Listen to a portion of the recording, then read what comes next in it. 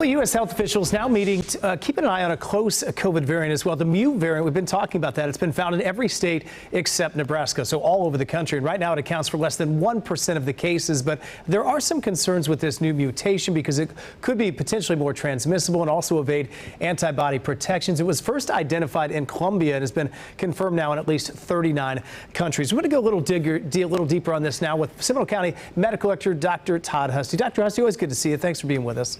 Thanks for having me and getting the word out. Appreciate it. You have walked us through, Doctor, a lot of these different variants. What's different about this one that we know right now? Well, I was on my 2-hour weekly conference call, national conference call, and they were talking a lot about the Mu variant. And there are some changes in the protein coverings, the spikes, et cetera, but they're not sure exactly what that means. The Mu is actually competing with the Delta. The Delta, we know, is so transmissible, and it actually is competing for open people to get into. So it hasn't transmitted as much because of Delta is so strong. So it's really hard to tell exactly, is this worse? Have these protein mutations caused them to be somewhat immune to our antibodies, to the vaccines, to people who have had the disease? We're not, the jury's still out. Yeah, it's one of the many questions, and it probably, I'm sure you guys expect more variants to pop up. What do you want people to, when they hear this, what precautions should they take?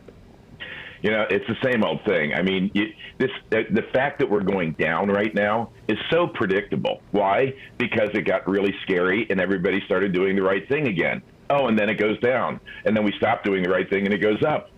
Just do the right things. I mean, we know that masks work. We know that small changes in behavior really do cause big changes in the virus transmission. So that is absolutely true. So wear your mask, social distance.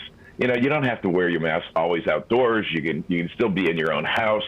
There are things you can do. There are freedoms you can have. But if this thing goes back up again, which it will, especially with variants, it's very possible it could go back up again. Let's just get rid of this thing. Yeah, and is that the message? It's got to be hard for the CDC all the way down to local health departments. You don't want fatigue from the public because they hear these things. They think, gosh, we're never going to get through this. But yet you have to pass on information.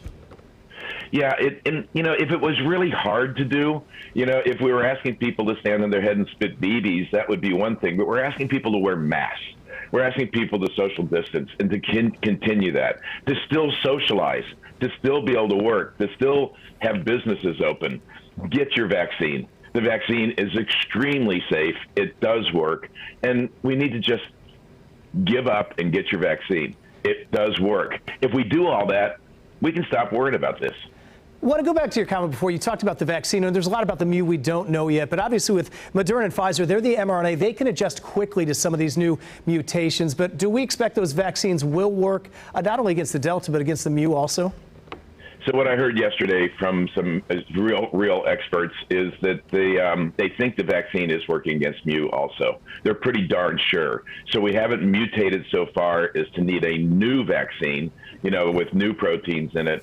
So the vaccine's still working for Mu. Let's get rid of this thing, but let's get the vaccine. Hey, I want to ask you real quick. I've got a cruise coming up, and I'm one of the many that now have to test for that. And I've realized it's not easy to get testing out there, whether you're sick or whether you need it to travel. What would your advice be for someone to get that test? There are a few places, and places that I send people to that I know get the testing back in 24 to 48 hours. There's one in Longwood. There's one, I believe, in Castleberry. But there are places that will get you the test back, so that, you know, it's hard to get it within the time frame that you're supposed to have it. But just go. There are places. Go on our website for Seminole County, prepareseminole.org. So yeah, I found out that there's a lot of demand for those right now. Dr. Husty, always great to have you on. Thanks for the latest this morning.